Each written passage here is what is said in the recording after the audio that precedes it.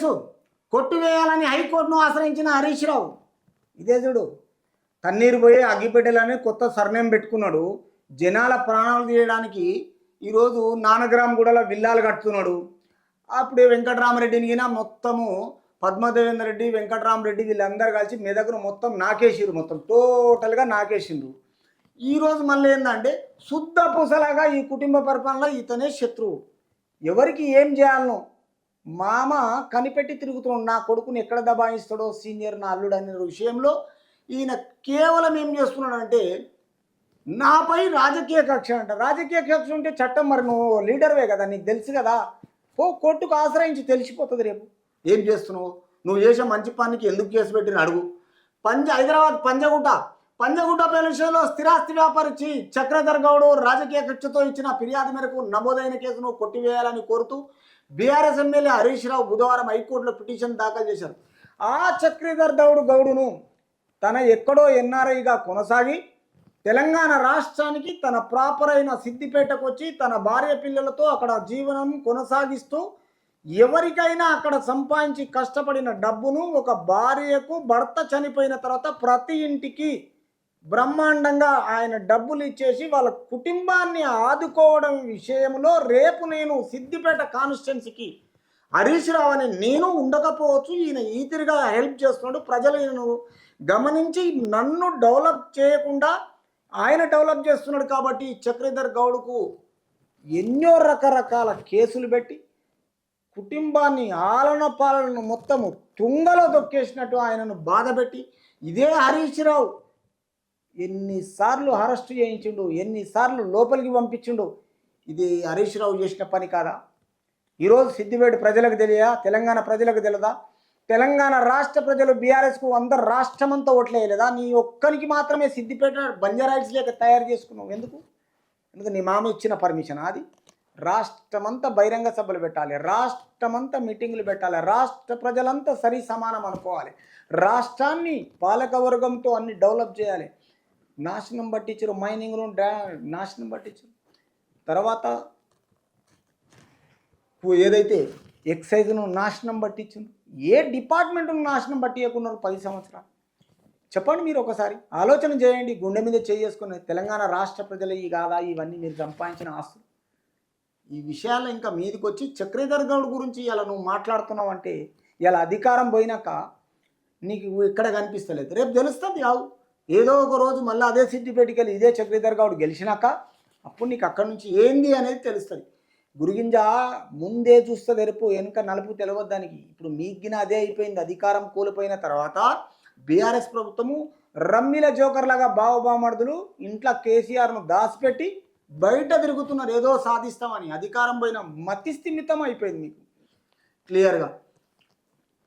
BRS MLA Harish Rao బుధవారం హైకోర్టులో petition దాఖలు చేసిన తర్వాత ఫోన్ ట్యాపింగ్ పాల్పడ్డారంటూ తనతో పాటు రాధాకిషన్ రావు తదితరులపై చక్రధర్ గౌడ్ ఇచ్చిన ఫిర్యాదులు అంశాలపై పోలీసులు ప్రాథమిక విచారణ జరపకుండానే కేసు నమోదు చేశారన్నారు. ఏమైనా సిగ్గుషేడు? ఫోన్ ట్యాపింగ్లో ఇంతమంది మీ బీఆర్ఎస్ ప్రభుత్వంలో జరిగిన ఆర్టిస్టులను మూసి నదిలేసిన ఘనత తెలుసు. ఆయన అమెరికా పోయింది గిన తెలుసు. రాధాకిషన్ రావు దొరికి చెప్పింది తెలుసు. ఎవరు చేయలే, మీరు చేసిన అందరూ బయట పెట్టేసారు. మీకు ప్రభుత్వంలో మీకున్న ప్రైవేట్ పరంగా 5 సంవత్సరాలు ప్రజలిచ్చిన అధికారాన్ని ఇచ్చిపెట్టి గవర్నమెంట్ ఉద్యోగాలు ఒక లాండ్ ఆర్డర్ని కింద నాశనం చేశారు మీ అధికారంతో క్లియర్గా ప్రజల మీద ఎవరు ఏం చేస్తున్నారు అని. ఆ విధానంలో మీరు చాలా ముందున్నారు, తెలివైన వాళ్ళు మీరు, చాలా ఎల్మ కదా, దొరలు కదా, అట్లానే ఉంటుంది. ఫిర్యాదులో తనకు వ్యతిరేకంగా ఏమీ లేదని దాన్ని కట్టుకథతో దాఖలు చేసాము చూపి చిలక జోస్యము అని చెప్పు. ప్రజలను నమ్మిస్తావు కదా ప్రజల్లో తిరగడానికి. రేపు చూపి అది చిలక జోస్యమే. తర్వాత ఈ ఫిర్యాదు ఆధారంగా పోలీసులు అరెస్ట్ చేస్తే తన రాజకీయ జీవితంతో పాటు ప్రతిష్ట దెబ్బతింటాయా అన్నారు. దెబ్బతింటాయి కాదు, రేపు అన్ని బయట పడ్డాక దెబ్బతింటాయా శాశ్వతంగా ఉంటాయా అన్నీ తెలుస్తుంది. ఫోన్ ట్యాపింగ్ అనేది ఎప్పుడో జరిగిన సంఘటన అని ఇంతవరకు పోలీసులకు ఎందుకు ఫిర్యాదు చేయలేదన్నారు. సిద్దిపేట నుంచి ఎమ్మెల్యేగా వరుసగా 7 సార్లు గెలిచాను. నువ్వు ఎన్నిసార్లన్నా గెలుస్తావు? ఎందుకు గెలుస్తావు అంటే ప్రజలను నాశనం చేయడానికి గెలిచి లాభం నువ్వు చేసింది ఏముంది? ఇప్పటి రాష్ట్రం అంతా చేయవు. ఏంటంటే కేసీఆర్కు ఒక కుడి భుజంగా నిలిచి ఎలా నీ బామ్మాడిని ఎక్కడనో సీఎం కాకుండా వేసిందే నువ్వని తెలిసిపోయిందాడు. దీనికి 7 సార్లు గెలిచినా నువ్వు 10 సార్లు గెలిచినా ఏం చేయాలో విధిని ఎవ్వడు తప్పించలేడు. కాబట్టి తాను చట్టానికి కట్టుబడి ఉండే వ్యక్తిని విన్నపించారు. ఎన్నికల్లో ఓటమిని జీర్ణించుకోలేక దురుద్దేశపూరితంగా రాజకీయ ప్రతీకారంతో తనపై ఎప్పుడు కేసులు పెడుతున్నారని చట్ట ప్రక్రియను దుర్వినియోగం చేస్తున్నారని తెలిపారు. అంటే మీరు కేసులు పెట్టలేదా జనాల మీద? కాంగ్రెస్ అధికార పార్టీ ఈరోజు పెడుతుందని వాళ్ళు ప్రతిపక్షం ఉన్నప్పుడు మీరు అసెంబ్లీ బహిష్కరణ చేయలేదా? పోనీ ఎక్కడ వాళ్ళని బాధ పెట్టలే? ఈరోజు మీకేందంటే అధికారం లేకపోయే వరకల్లా పిచ్చిలేస్తున్నది. ఇప్పటికే తనపై ఒకదాని తర్వాత మరొకటి ఎన్నికల పిటిషన్లు దాఖలు చేసి అన్నారు. అంతేకాకుండా ఫోన్ ట్యాపింగ్ పైన చక్రధర్ గౌడే ఇదే హైకోర్టులో పిటిషన్ దాఖలు చేసి ఉపసంహరించుకున్నారన్నారు.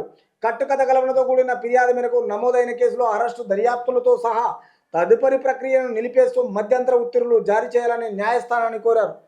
న్యాయస్థానాన్ని నువ్వు కోరంగానే చట్టము తన పని తను చేసుకుంటూ పోతుంది. నీకు అనుకూలంగా అయ్యేది అందులో ఒక విధి విధానాన్ని, ఒక పద్ధతి సంస్కారవంతంగా ముందుకు తీసుకెళ్తుంది చట్టం. ఈ పిటిషన్పై హైకోర్టు గురువారం విచారణ చేపట్టే అవకాశం ఉంది. అవకాశం ఉన్నది అన్నప్పుడు నీకు కాల్ ఫర్ హరీష్ రావు అన్నప్పుడు వెళ్ళు. చట్టము తన పని తన చేస్తుంటుంది. దాంట్లో ఉన్న నువ్వు చేసే మంచి పనుంటే నీకే మంచి న్యాయం జరగవచ్చు.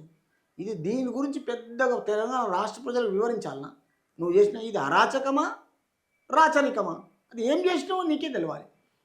కానీ హరీష్ రావు చేసేది తెలంగాణ రాష్ట్ర ప్రజలకైతే తెలుసు.